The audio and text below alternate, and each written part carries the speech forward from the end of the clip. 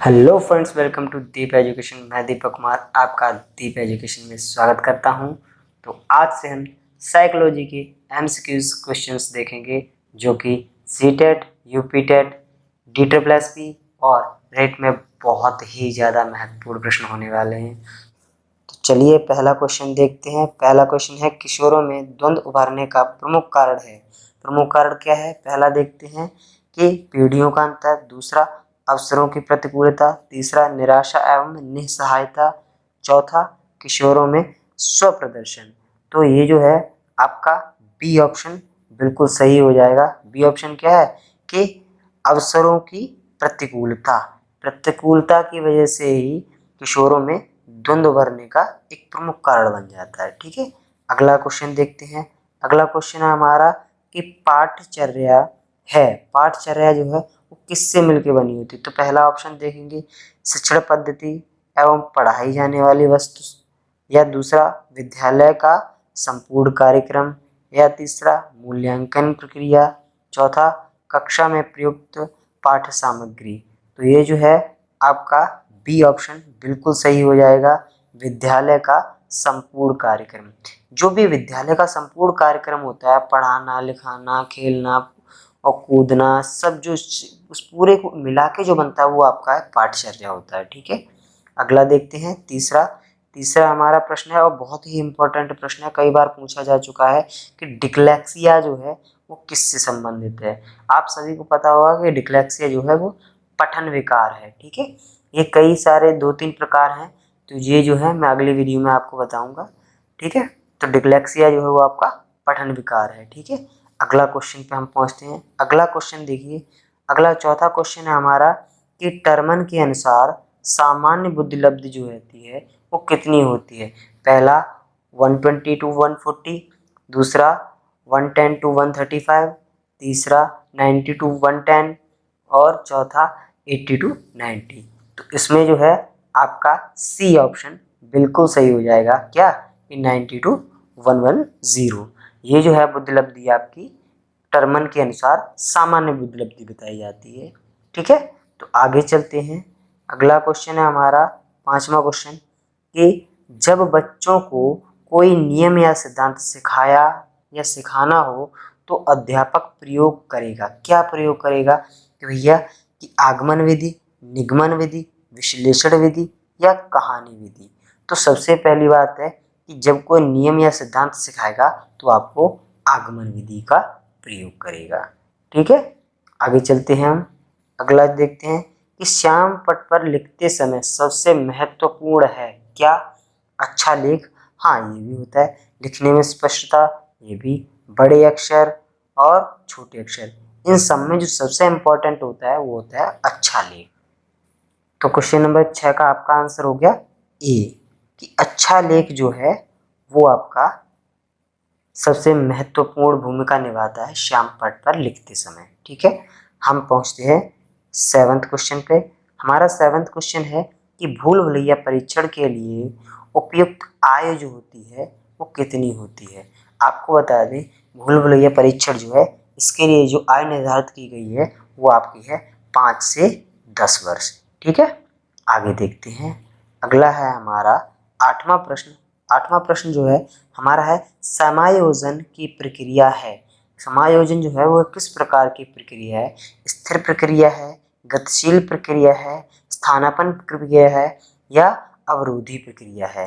तो ये जो हमारी समायोजन जो होता है वो हमारा रेगुलर जो होता है, मतलब गतिशील होता है, ये नियमित तो होता रहता है। ठीक है, आगे देखते हैं।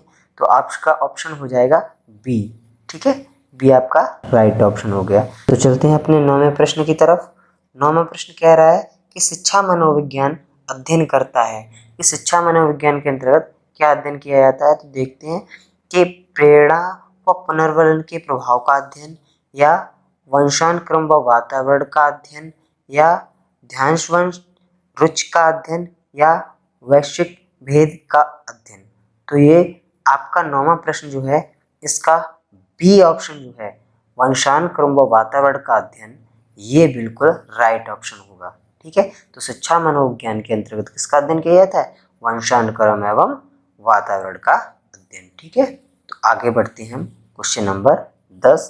तो क्वेश्चन नंबर 10 देखिए कि छोटी कक्षा में शिक्षक को सबसे महत्वपूर्ण विशेषता जो है वो क्या होती है। देखिए, पढ़ाने की उत्सुकता, दूसरा धैर्य व दृढ़ता, तीसरा शिक्षा विधियों का ज्ञान, तीसरा मानक भाषा का ज्ञान।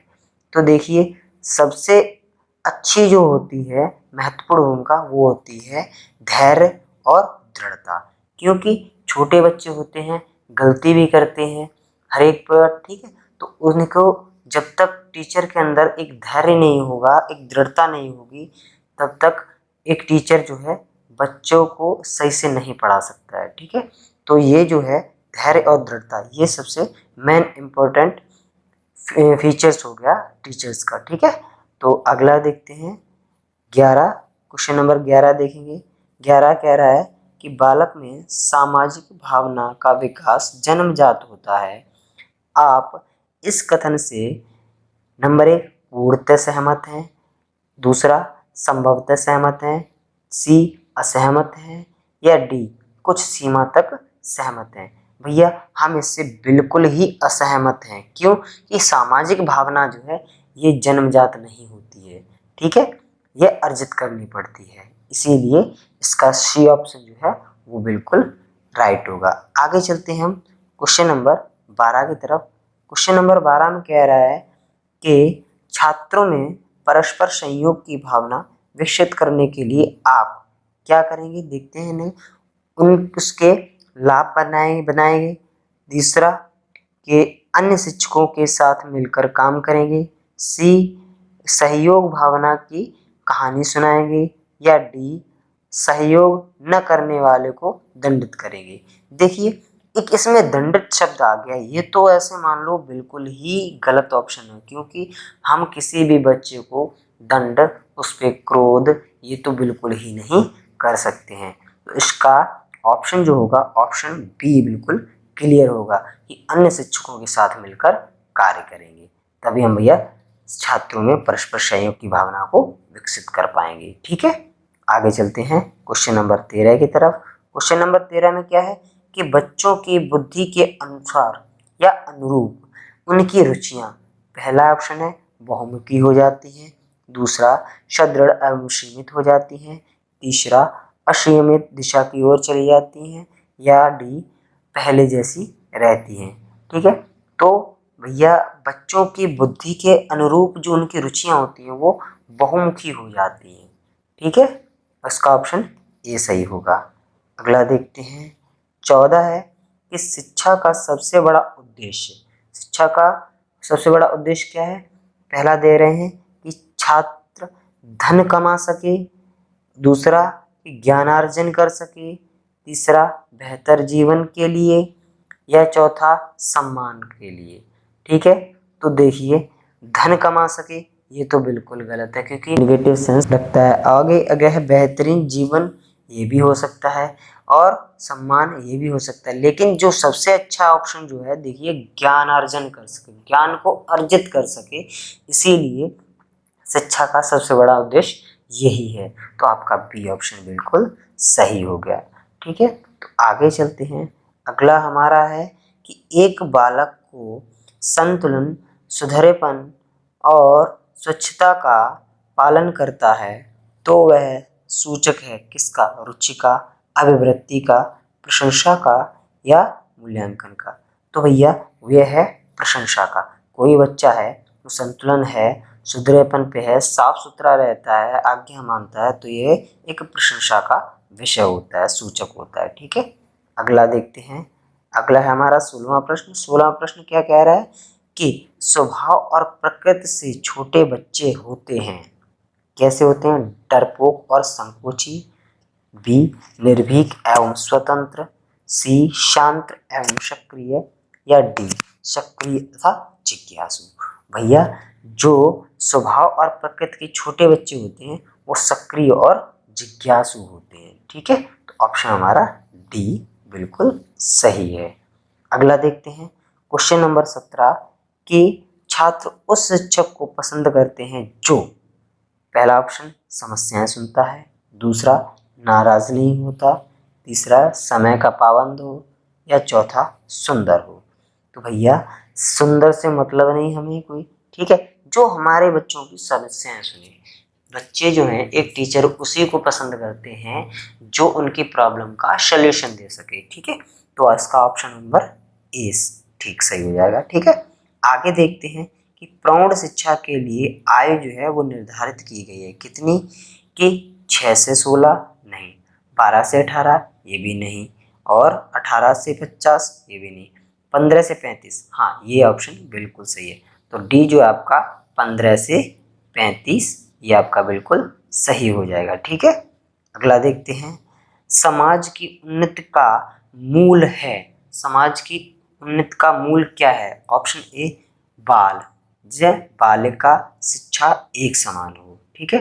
अगर बालिका शिक्षा को कम महत्व मिले, बालिका शिक्षा अलग विद्यालय में हो, केवल महिला अध्यापक हो, तो देखिए भैया ये जो हमारा ऑप्शन नंबर ए सही होगा। देखिए बाकी सब जो हैं हमारे नेगेटिव सेंस दे रहे हैं, जिससे केवल महिलाएं टीचर हों, ये तो गलत हो गया है, ठीक है। बालिकाओं की शिक्षा अलग विद्यालय में, ये भी गलत है। आगे बालिका शिक्षा को कम महत्व मिले, ये तो बिल्कुल ही गलत है। इसीलिए हमारा एक ऑप्शन बचता है, ऑप्शन नंबर ए, वही हमारा सही है। अगले चलते हैं हम क्वेश्चन नंबर 20 की तरफ। क्वेश्चन नंबर 20 कह रहा है कि छोटे बच्चों की ज्ञानेंद्रियों को क्रियाशील व सक्षम बनाने हेतु क्या किया जाना चाहिए? देखिए उनके सक्षम सामग्री रखकर निरीक्षण करवाएं, या दूसरा ऑप्शन है कि वस्तु उठाने या रखने का काम सौंपेंगे, या सी ऑप्शन है कि उनको क्रियाशील रखेंगे, या डी ऑप्शन है कक्षाओं में शांत बैठने के लिए कहेंगे। देखिए ये डी ऑप्शन जो है ये तो बिल्कुल ही नकारात्मक सेंस क्रिएट कर रहा है, तो ये गलत हो गया, ठीक है। हम बच्चों पे काम नहीं करवा सकते हैं कि कोई चीज़ उठा के रखे इधर। अब ऑप्शन जो आपका बचा सी, ये बच्चों को क्रियाशील रखेंगे, ये ऑप्शन आपका बिल्कुल सही है, ठीक है। तो आपका क्वेश्चन नंबर 20 का राइट आंसर है सी, ठीक है। क्वेश्चन नंबर 21 देखते हैं कि कक्षा में श्रेष्ठ अनुशासन की कसौटी है। पहला है शांति में आवश्यक कक्षा, दूसरा है कक्षा में शांतिपूर्ण शिक्षण प्रक्रिया, तीसरा है शिक्षा में अपेक्षित सहभागिता, या चौथा है शिक्षक छात्रों का आक्रामक व्यवहार। देखिए आक्रामक व्यवहार ये तो देखिए ये चला गया पहले ही, ठीक है। आगे देखिए कक्षा में अपेक्षित सहभागिता, ये भी हो सकता है, लेकिन सबसे अच्छा ऑप्शन जो है वो है आपका बी ऑप्शन, कि कक्षा में शांतिपूर्ण शिक्षण प्रक्रिया, ठीक है। तो आपका ऑप्शन नंबर बी जो है वो राइट हो गया। आगे चलते हैं क्वेश्चन नंबर 22 पे। क्वेश्चन नंबर 22 कह रहा है कि अनौपचारिक शिक्षा की व्यवस्था की गई है कितने से कितने वर्ष से, कि 6 से 11 वर्ष, या 9 से 14 वर्ष, 15 से 35 वर्ष, या कोई सीमा नहीं है निर्धारित की गई है। तो आपका क्वेश्चन नंबर 22 जो है इसकी अनौपचारिक शिक्षा जो है इसकी कोई भी सीमा आपको निर्धारित नहीं की गई है, ठीक है। आगे देखते हैं क्वेश्चन नंबर 23 है। 23 कह रहा है कि छात्रों में सामाजिक चेतना विकसित की जा सकती है किस प्रकार से, कि अध्यापक के भाषण से, या बी ऑप्शन है उसके साथ विचार विमर्श करके, सी ऑप्शन है पसंदीदा पुस्तक पढ़ने से, या डी ऑप्शन है समाचार पत्रिका पढ़ने से। तो देखिए भैया सामाजिक की बात चल रही है, तो सामाजिक के लिए सबसे अच्छा समाचार पत्र ही रहेगा, ठीक है। तो इसका ऑप्शन हो जाएगा आपका डी, ठीक है। आगे चलते हैं, आगे हमारा है क्वेश्चन नंबर 24। इसमें कह रहा है कि लंबे और कठिन शब्दों का उच्चारण करवाने के लिए आप ऐसे शब्द बार बार बुलवाएंगे, दूसरा ऑप्शन शब्दों को खंडों में बांटकर बुलवाएंगे, या सी ऑप्शन मिलते जुलते उच्चारण वाले शब्द बुलवाएंगे, या ए और बी दोनों, ठीक है। तो देखते हैं 24 जो है इसके हमें दो जो हैं वो ऑप्शन बिल्कुल सही लग रहे हैं, कि पहला ए कि ऐसे शब्द जिनका उच्चारण थोड़ा कठिन है तो उन्हें हम बार बार प्रैक्टिस में करवाएं तो वो बोलने लग जाएंगे, या उनके खंड कर करके बुलवाएं तो भी वो बोलना सीख जाएंगे। तो पहला और दूसरा, अर्थात आपका डी ऑप्शन जो है बिल्कुल सही हो जाएगा, ए और बी बोथ। ठीक है, आगे देखते हैं क्वेश्चन नंबर 25 कि राष्ट्रीय साक्षरता मिशन की देन है। क्या है? नंबर 1 के कोठारी कमेटी, आगे बी है कि रामकृष्ण आयोग, सी राष्ट्रीय शिक्षा नीति, या डी मुदालियर आयोग। ठीक है, तो इसका है आपका राष्ट्रीय शिक्षा नीति।